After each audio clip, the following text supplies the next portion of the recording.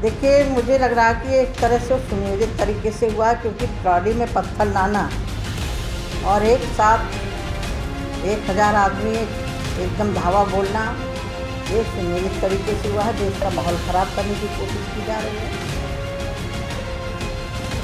UP के फतेहपुर जिले में आई महामंडलेश्वर व पूर्व केंद्रीय मंत्री साध्वी निरंजन ज्योति ने नेजा मेला पर रोक व सपा सांसद जियाउल रहमान वर्ग द्वारा सलार मसूद गाजी पर दिए गए बयान पर अधिकारियों को बर्खास्त करने वाले बयान को लेकर पलटवार करते हुए कहा कि देखिए, मेरा तो मानना है कि भारत के अंदर जिन्होंने भारत की संस्कृति, भारत की धरोहरों को, भारत के मंदिरों को तोड़ने का काम किया, ऐसे लोगों को भारत में महिमा मंडित करने का कोई स्थान नहीं होना चाहिए। आज़ादी के बाद जैसी आज़ादी मिली थी वैसे ही खत्म हो जाना चाहिए था। यह अभी तक आप देख रहे हैं कि हर जगह कुएं में मंदिर मिल रहे हैं। इस तरह देश की संस्कृति को जिस तरह चौपट करने का प्रयास किया गया है और यह मेला में रोक लगनी चाहिए, सही रोक लगी, इसका समर्थन मैं करती हूँ। आगे उन्होंने बताया कि अब तो सपा सांसद हैं, कह रहे हैं जहाँ हरि मंदिर है वह हमारी मस्जिद है। उनके बयान को हम थोड़े मानते हैं, हम तो मानते हैं जो हमारा सनातन धर्म कहता। जो कह रहे हैं आक्रांताओं को महिमा मंडित करने का विपक्ष का एक जरिया बन चुका है, जो कि एक वोट को हमेशा अपने कब्जे में करना है। और मुझे लग रहा है कि जिस तरह से इस देश के अंदर वोट बैंक की राजनीति की जा रही है, इससे देश की हर पार्टियों को बचना चाहिए। और जब इस तरह की बातें करते हैं तो मुझे लग रहा है कि इन्हें बांग्लादेश याद करना चाहिए।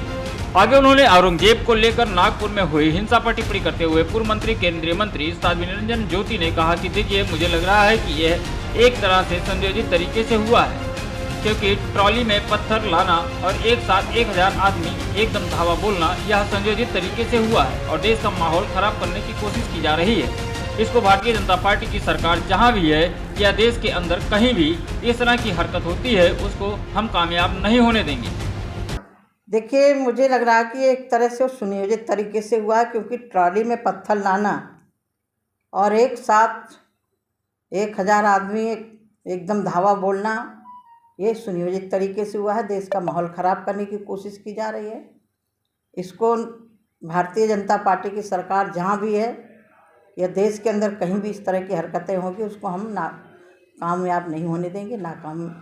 उनको माननीय फडणवीस जी ने 2 टूक शब्दों में कहा कि हमारे प्रदेश में इस तरह की हरकत करने वालों को हम छोड़ेंगे नहीं, बख्शेंगे नहीं। मैं आग्रह करती हूँ, निवेदन भी करती हूँ कि भारतीय जनता पार्टी की सरकार सबका साथ, सबका विकास, सबका विश्वास, सबका सम्मान, लेकिन इस तरह का कारनामा यदि कहीं होता है तो कठोर से कठोर कार्रवाई होनी चाहिए।